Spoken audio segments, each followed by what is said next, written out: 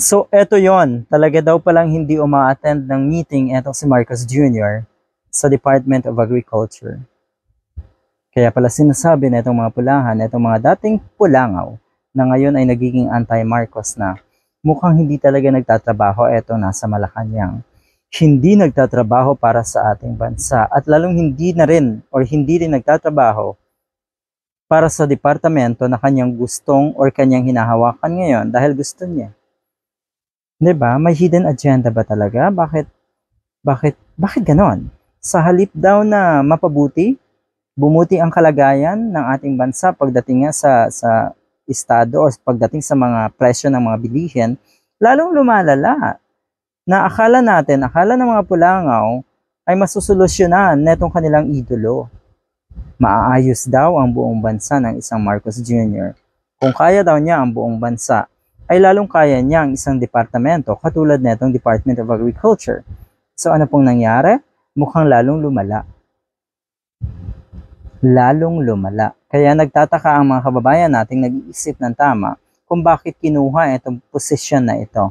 Na sa tingin ko rin, totoo maraming qualified, maraming pwedeng ilagay dyan sa pwesto na yan na alam natin ay makakatulong din para solusyonan ang mga problema nga sa Department of Agriculture.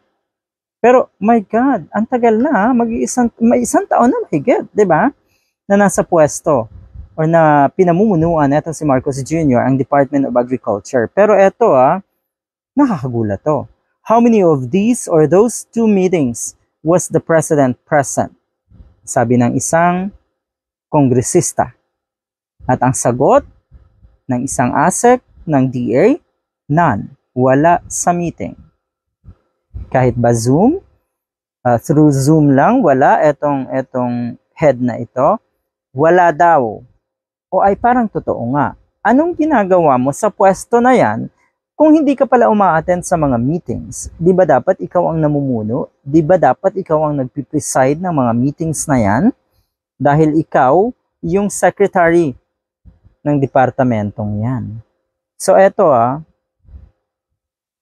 lalong nadismaya dito, hindi lang po tayong mga nag-iisip ng tama, tayong mga kakamping, kundi pati na rin yung mga dating pulangaw, mga dating maka-Marcos, na ngayon ay nagiging anti-Marcos na.